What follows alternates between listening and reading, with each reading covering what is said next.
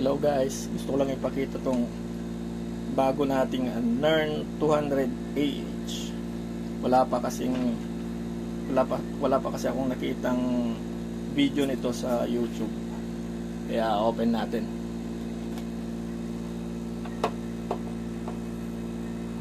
Pero ito pala ay nalagyan ko na ng active balancer kahapon. Hindi ko na siya na video kung paano ko nalagyan.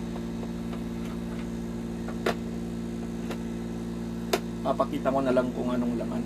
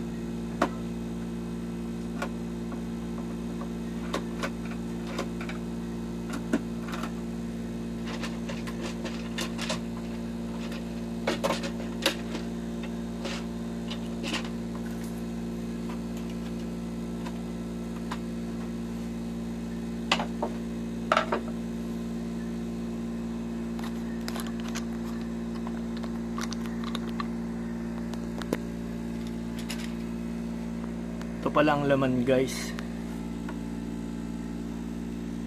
150 amp ang BMS.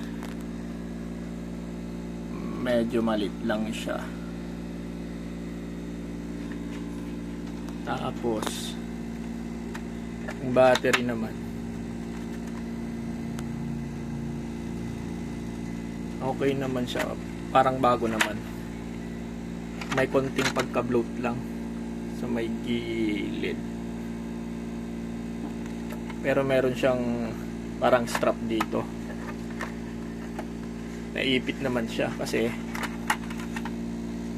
naipit siya ng plastic buo ito hanggang dito. Tapos may strap na dalawa. Then nilagyan ko na rin ng active balancer. Kasi medyo hindi siya balance, konti lang naman, mga point something, 0.2 ganun. Pagka full may konti, kaya in-advancean ko na. Ilagay na lang ako. Kasi di gaya ng LB Tapsan ko na hindi ko nalagyan. Kaya ngayon nasa 75AH na lang siya. 3 years na rin to sa akin eh.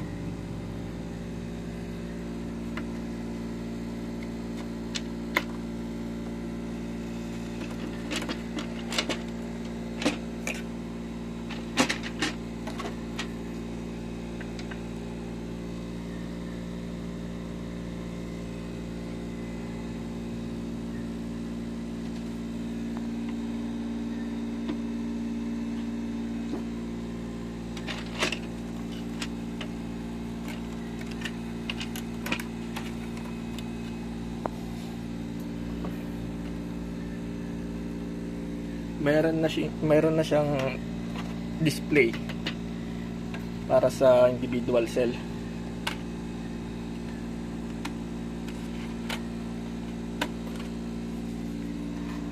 Tsaka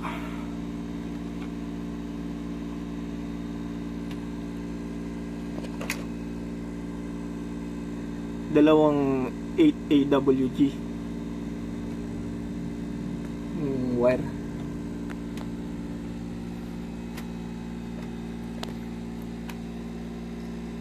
Medyo makunat naman siya, pero di ko pa siya na capacity test. Try ko muna siya dito bago pa kasi ito eh. Kaka-order ko lang, medyo matatagalan, malit lang kasi ito. Nasa around 7 amp lang. Nag-overheat kasi MOSFET pagka mataas, pagka nag 10 amp. Kaya mukhang 2 araw to pagka ito ang capacity test. Sinubukan ko kasi siya dito sa LG Tapsan.